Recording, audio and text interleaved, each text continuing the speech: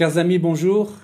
Nous sommes le dernier jour de Sukkot et ce soir même commence un autre jour, le 8e, c'est-à-dire Simrat Torah. Nous avions évoqué que Sukkot parlait du temps des cabanes dans le désert, ces cabanes qui étaient ouvertes vers le ciel, mais qui nous parlaient également de la nuée qui précédait Israël, et en sachant que la nuit, il y avait la colonne de feu, nous en reparlerons. Et donc, cette ouverture vers le ciel montre qu'Israël était protégé, gardé. Même ses chaussures ont été renouvelées. Et nous voyons également qu'il y a un lien avec la fin des temps, puisque dans ce royaume qui vient, le ciel descendra sur la terre. Il n'y aura plus de séparation. Alors, Simrat Torah. Simrat Torah, c'est la joie de la Torah, la parole de Dieu. Nous savons que les enfants d'Israël ont reçu le don de la Torah au Sinaï. C'est comme une alliance avec Dieu.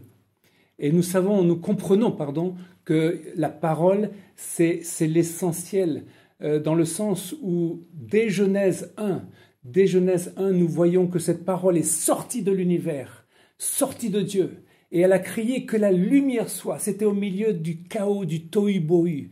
Et Dieu a permis que cette lumière, cette parole, crie, et comme un coup de chauffard. Et donc Dieu permet la séparation du jour et de la nuit, et par la suite du bien et du mal. Les Juifs ont reçu cette parole comme un cadeau merveilleux. Et c'est pourquoi ils ont cet amour, et c'est un cycle de renouvellement. Simrat Torah, c'est la fin d'un cycle et le renouvellement d'un nouveau. Il n'y a pas d'interruption dans la lecture de la Torah et des prophètes. Et je parle pour nous, chrétiens. Je crois que la parole de Dieu doit être mise à l'honneur, non pas sur l'étagère, ou lue de temps en temps, mais véritablement, nous devons nous immerger dans cette parole pour qu'elle soit lue véritablement et entendue et méditée. Il y a un autre aspect dans Simrat Torah.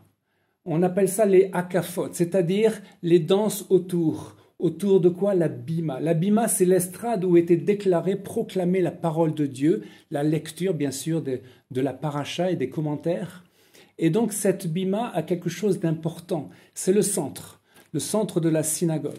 Et donc, durant cette journée spéciale du 8e jour, les Juifs prennent à bras-le-corps les Sefer Torah, les rouleaux de la Torah, et ils vont tourner autour de la bima.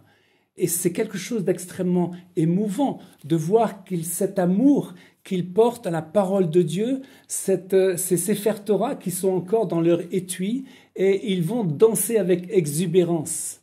Et par la suite, ils sortiront dans la rue, et c'est tout le peuple qui va en bénéficier. C'est une allégresse collective. Alors, on peut dire que cette notion de danse, d'amour et de joie est liée à quelque chose de plus fort encore, le mariage. Il y a un verset dans Jérémie qui m'a interpellé. Il est dit « La femme recherchera l'homme dans les derniers temps ». Un verset très mystérieux, mais si on le traduit mieux, ça sera « La femme entourera le guéver », c'est-à-dire le gibor, le héros. Et là, je ne peux pas m'empêcher de faire une relation avec Sophonie. Sophonie 3,17, je lis « En ce jour-là, on dira à Jérusalem, ne crains rien. Sion, que tes mains ne s'affaiblissent pas. L'Éternel, ton Dieu, est au milieu de toi comme un héros qui sauve. Il fera de toi sa plus grande joie. Il gardera le silence dans son amour.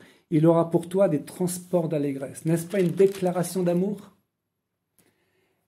Il y a une tradition juive, justement, qui s'en réfère. Pendant un mariage, on peut voir que la mariée tournera 7 fois autour du marié. La mariée, ou plutôt la fiancée, c'est la kala en hébreu, et elle va tourner 7 fois autour du khatan, son époux promis.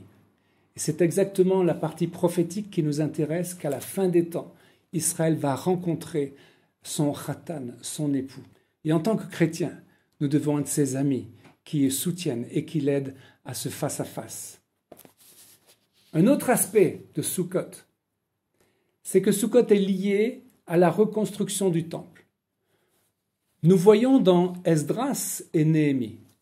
Vous voyez, c'est le temps du retour des exilés de Babylone. Et il est intéressant de voir que Esdras, comme Néhémie, parle de la fête de Sukkot. Je lis ce passage, Esdras 3.1. Le 7e mois arriva, et les enfants d'Israël étaient dans leur ville. Alors le peuple s'assembla comme un seul homme à Jérusalem. Josué, les sacrificateurs et Zorobabel se levèrent et bâtirent l'autel du Dieu d'Israël pour y offrir des holocaustes, selon ce qui est écrit dans la loi de Moïse, homme de Dieu. Ils célébrèrent Soukhot comme c'est écrit. Et Néhémie 8 également reprend cette narration par rapport à la fête de Soukhot. Donc nous voyons que cette fête est reliée à la reconstruction du temple, donc à la fin des temps. Alors qu'est-ce qu'il y a entre le face-à-face avec l'époux et aujourd'hui, la fête de Simrat Torah? Il y a un autre aspect, un dernier, qui est celui du rassemblement des exilés. Si nous lisons dans Ésaïe 11, il est dit « En ce jour, le rejeton d'Isaïe sera là comme une bannière pour les peuples. Les nations se tourneront vers lui et la gloire sera sa demeure. Dans ce même temps, le Seigneur étendra une seconde fois sa main. Il élèvera une bannière pour les nations, il rassemblera les exilés d'Israël. » Je crois, mes amis, que nous sommes dans cette ce second temps, où le Seigneur va rassembler dans un exode qui peut être dramatique.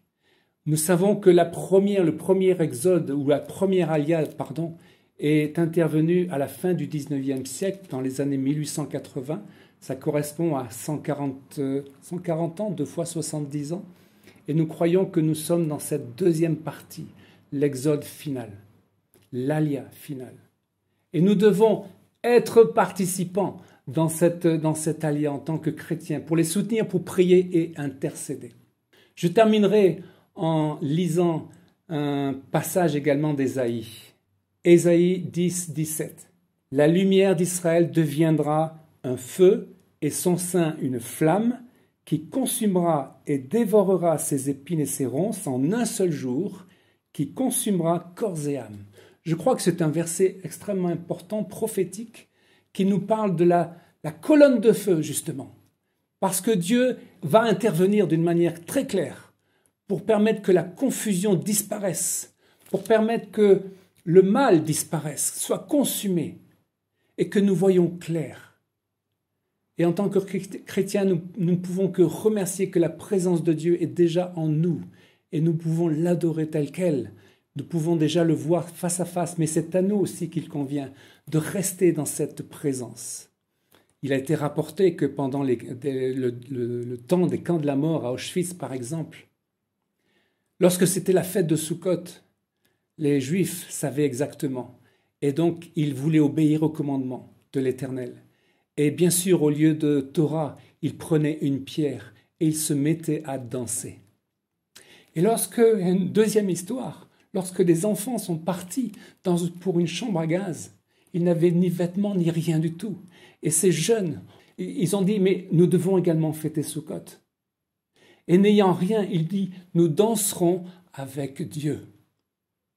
Nous danserons avec Dieu. C'est un véritable mariage qui est vu là au travers de Simrat Torah. Et voilà, chers amis, je vous laisse sur ces paroles parce que nous sommes dans ce dernier jour de Soukhot et nous devons prendre conscience de l'importance de cette fête. Il revient bientôt. Alléluia.